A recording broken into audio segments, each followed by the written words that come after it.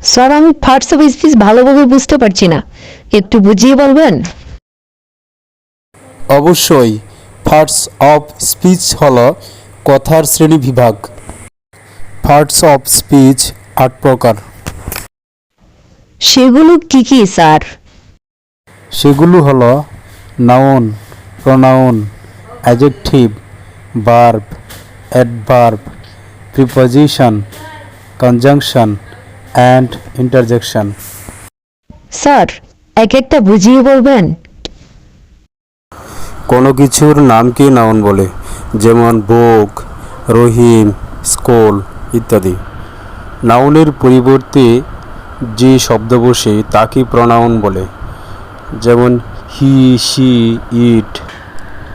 Adjective noun বা প্রোনাউনের দোষ, গুণ, অবস্থা বোঝায়, যেমন বিউটিফুল, টল ইত্যাদি। যে ওয়ার্ড দ্বারা কাজ বোঝায় তাকে ভার্ব বলে, যেমন রান, ইট, গো ইত্যাদি। অ্যাডভার্ব হলো এক ধরনের ওয়ার্ড যা নাউন এবং অ্যাডজেক্টিভ সম্পর্কে অতিরিক্ত তথ্য প্রদান করে থাকে, যেমন কুইকলি, স্লোলি ইত্যাদি।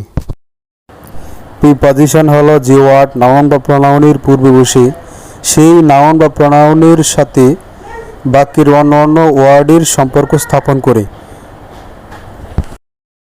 প্রিপজিশনগুলি হলো ইন, অন, এট ইত্যাদি। যে ওয়ার্ড দুটি শব্দ বা বাক্যকে যুক্ত করে তাকে কনজাংশন বলে। কনজাংশনগুলি হলো অ্যান্ড, অর, বাট।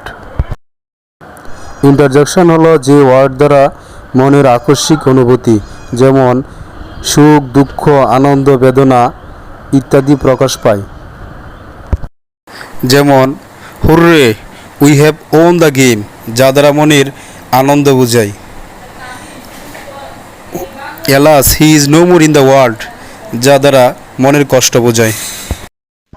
এখন অনেক পরিষ্কার লাগছে স্যার, আপনি খুব ভালোভাবে বুঝালেন।